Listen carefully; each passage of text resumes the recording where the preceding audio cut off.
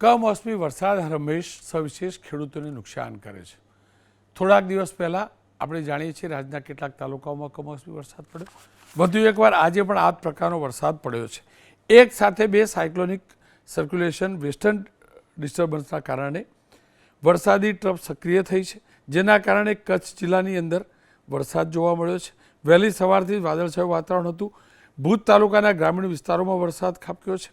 કેસર કેરીના પાકને નુકસાન થયું છે। ત્યાં આગળ દેવભૂમિ દ્વારકા જિલ્લાના ભાટિયા ગામમાં ભારે પવન અને ગાજવીજ સાથે જોરદાર વરસાદ ખાબક્યો છે। દ્વારકા શહેરની સાથે ઓખા મીઠાપુરમાં પણ આ પ્રકારનો વરસાદ છે।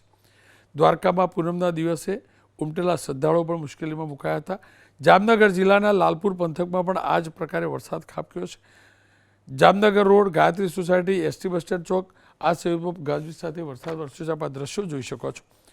દુઃખની વાત અને ચિંતાની વાત એ છે કે આવતીકાલે પણ સૌરાષ્ટ્ર, કચ્છ, દક્ષિણ ગુજરાત અને ઉત્તર ગુજરાતમાં વરસાદની હવામાન વિભાગે આગાહી કરી છે અને 3 થી 6 એપ્રિલની વચ્ચે કચ્છ, સૌરાષ્ટ્ર અને ઉત્તર ગુજરાતમાં પણ તો 7 થી 10 એપ્રિલ વચ્ચે મધ્ય ગુજરાત અને દક્ષિણ ગુજરાતના કેટલાક જિલ્લાઓમાં પણ પવન સાથે વરસાદની આગાહી હવામાન વિભાગે પણ કરી છે।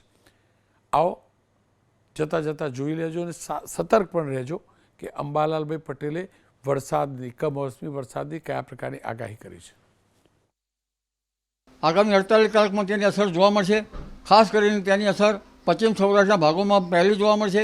પશ્ચિમ સૌરાષ્ટ્રના ભાગોમાં દ્વારકા અને લગભગ જામનગરના ભાગો ઉપરાંત ત્યાંથી ઉત્તર સૌરાષ્ટ્રના ભાગો, રાજકોટના ઉપલા ભાગો અને કચ્છના ભાગોમાં તેની ગતિવિધિ વધારે જોવા મળશે। કચ્છના ભાગોમાં પ્રી મોન્સૂન એક્ટિવિટીનો વરસાદ થવાની શક્યતા રહે છે, પરંતુ પશ્ચિમ સૌરાષ્ટ્રના કેટલાક ભાગમાં પણ પ્રી મોન્સૂન એક્ટિવિટીનો વધુ વરસાદ થવાની શક્યતા રહે છે।